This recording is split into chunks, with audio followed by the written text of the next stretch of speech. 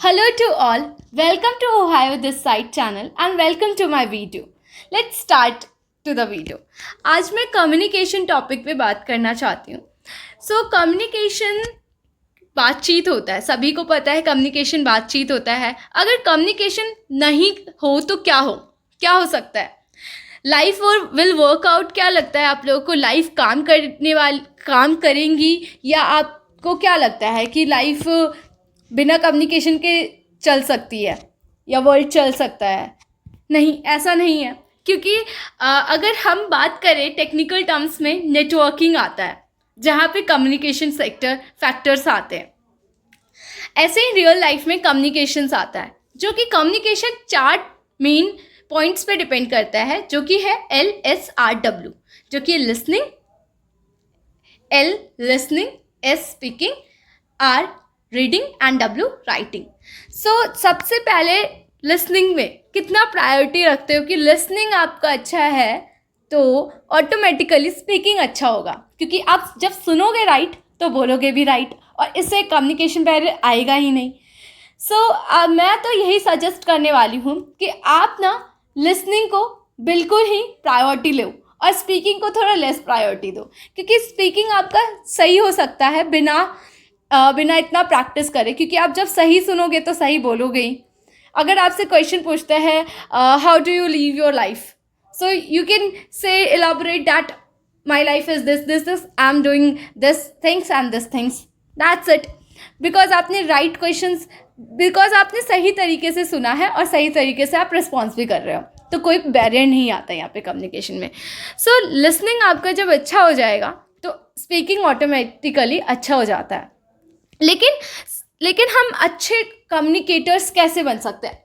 How we can become a good communicator, how it is possible that communicator इतना अच्छा कैसे हो सकता है, हम कैसे बन सकते हैं कम्युनिकेटर इतने अच्छे? सबसे पहले हम कैसे बन सकते हैं, कोई आइडिया है? इसमें कुछ आइडियाज़ हैं. कुछ लोग बोल नहीं पाते, तो वो अपनी कम्युनिकेशन कैसे बयां करते होंगे, कैसे एक्सप्रेस करते होंगे, कैसे कन्वे करते होंगे? वो राइटिंग और रीडिंग से. रीडिंग वो मन में करते, कब तभी वो समझ पा के लिखते हैं कि क्या वो लिखना चाहते हैं, क्योंकि बोल नहीं पाते वो. उनके लिए क्या है, राइटिंग और रीडिंग पॉइंट बहुत इंपॉर्टेंट पॉइंट्स हैं. तो इनको अगर अच्छा करेंगे तो वो अपने आप कम्युनिकेटर गुड हो जाएंगे. लेकिन हमें गुड कम्युनिकेटर बनने में ये 4 इंपॉर्टेंट पॉइंट्स पे बहुत ध्यान देना पड़ता है, जो कि है listening, speaking, reading and writing. जब आप रीड करते हो तो आप चीज़ों को समझते ज़्यादा हो एज कम्पेयर टू लिसनिंग. आप सुनकर इतने अच्छे से समझ नहीं सकते जितना आप पढ़ के खुद से आप जब रीड करोगे.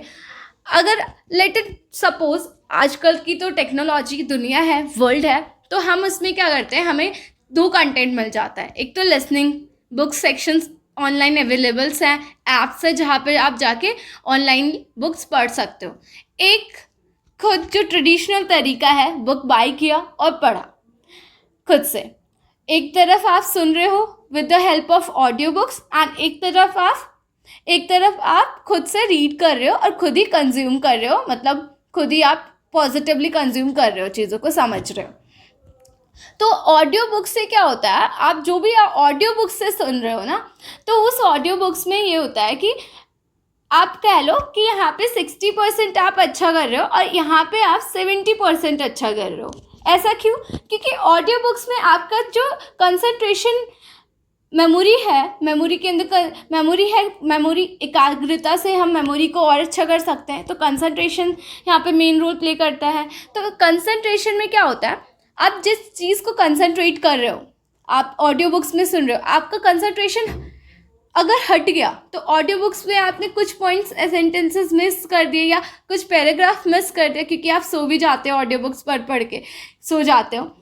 लेकिन यहाँ पे क्या होता है, आप कम समझते हो लेकिन कम समझते हो एज कंपेरेटिव कि आप जब खुद से रीड करते हो.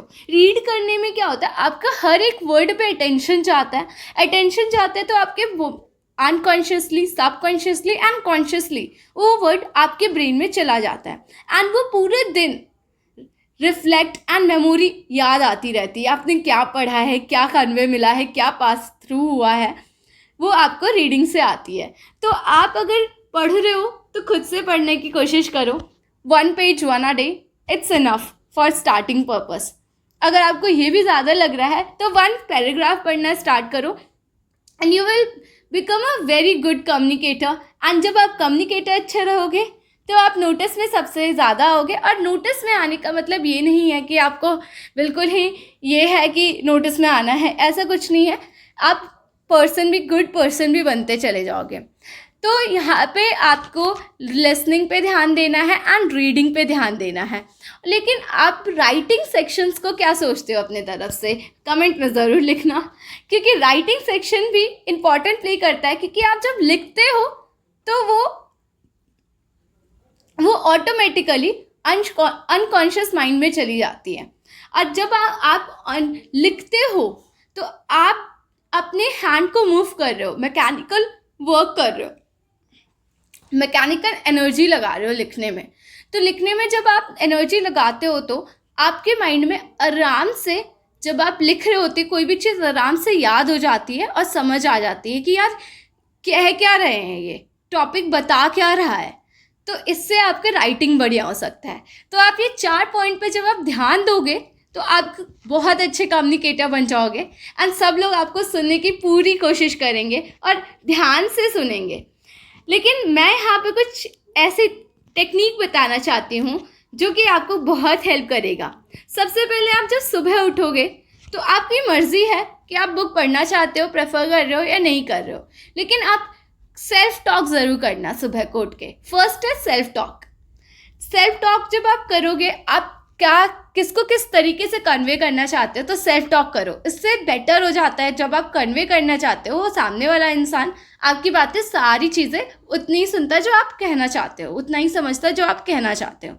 सेल्फ टॉक 3 पॉइंट्स है जो आपको वर्क करना है। फर्स्ट है सेल्फ टॉक। सेकेंड है आपको लोगों से बात करने जाना है, पीपल से गेट टुगेदर, इंटरैक्शन करना है 1 to 1। आप चाहे ऑनलाइन बेसिस पे कर लो या ऑफलाइन कर लो, 1 to 1 गैदर करो एंड इंटरैक्ट करो। एंड थर्ड पॉइंट, इंट्रोस्पेक्ट करो कि आपने सेल्फ टॉक एंड जब आपने 1 to 1 इंटरैक्शन किया उसमें आपने क्या चीज़ें मिस किया बोलने में, क्या चीज़ें आपको ज़रूरी था बोलना जो गलत पर्सपेक्टिव में ले लेते हैं लोग या गलत समझ जाते हैं। उस चीज़ों को ठीक करो इंट्रोस्पेक्शन के अंदर। इंट्रोस्पेक्शन हमारे ये बताता है कि आप अपने अंदर के जो भी कमियां आ रही है, आपको कोई भी चीज़ नहीं करने में, वो आपको ठीक ज़रूर कर देता है इंट्रोस्पेक्शन। तो ये 3 पॉइंट मेरे तरफ से हैं, आप ज़रूर काम करना and it will surely work it out. मैंने भी अपने ऊपर ये 3 पॉइंट्स किए थे एंड मैं अभी कॉन्फिडेंटली कह सकती हूँ जो मुझे बात कहनी है वो पहुँचा सकती हूँ आराम से। एंड या परफेक्शन तभी आता है जब आप रोज़ रोज़ प्रैक्टिस करोगे। सो इस वीडियो में तो इतना ही।